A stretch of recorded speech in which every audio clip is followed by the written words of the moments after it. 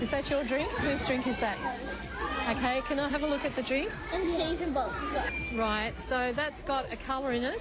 Colour 110, that's an artificial colour.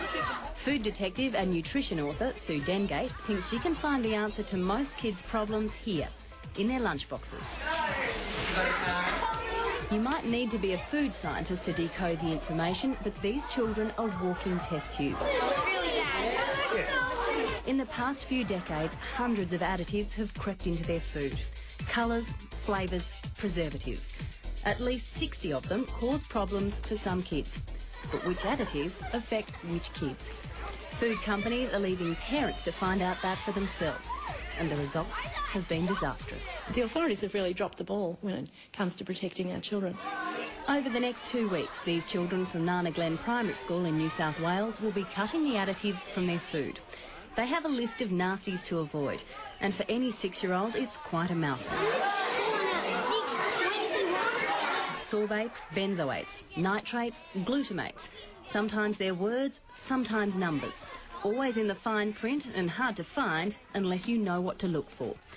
Their parents have been armed with the same information, and the canteen will only serve food with natural ingredients. What food aren't you going to eat now? I can't eat colours, preservatives and flavours. The effects of a food intolerance can be subtle.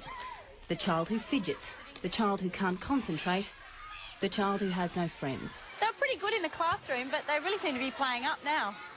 Is it my imagination or are they louder since they've been eating lunch? And this is what you expect, and I think next time we're here you'll see they're quieter and calmer.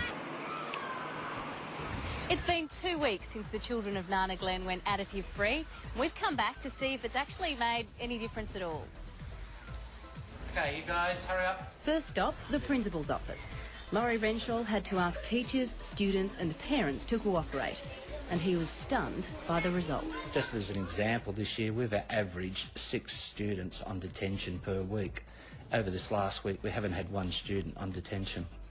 That speaks volumes for itself. I can see a... So, onto the classrooms to see the results firsthand.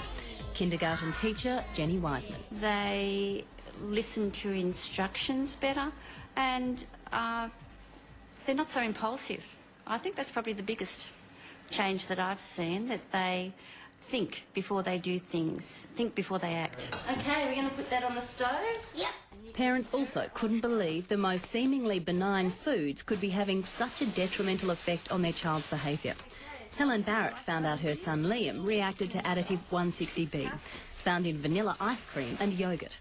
Removing it from his diet changed his life. His behaviour improved, the tantrums stopped, the head banging stopped, and basically we've gone from strength to strength from there. It's basically changed our life because now I don't spend my whole day with a child that says no every time I ask him to do something. I have a child that I enjoy being with, and he's just a beautiful, unique creature. Most tellingly is what the kids say themselves. I was getting more friends because I wasn't being so mean as I used to be. I've been sleeping much better because before I used to, when my mum or dad talked to me, and I'd always, take a while to go to sleep. But now when my mum or dad puts me to bed, I go straight to sleep. People used to leave me out because I used to get really angry, and now they're playing with me and all that.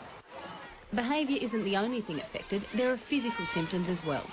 There were less incidences of bedwetting, headaches, stomach aches and skin rashes.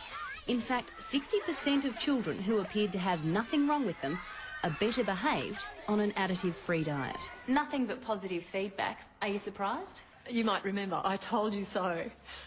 We've seen this so many times before. You take a lovely school with wonderful kids, and then 2 weeks later, everyone is talking about the huge changes they've seen. A study recently published in the UK proved the long-suspected link between food additives and hyperactivity. The food authorities there have already started removing harmful colours from food. How long will Australians have to wait for similar action to be taken here? I would like to see this program in every school, but more than that, I would like to see these nasty additives taken out of food, because it's too hard for parents at the moment to give their kids food that keeps them healthy and happy and learning well.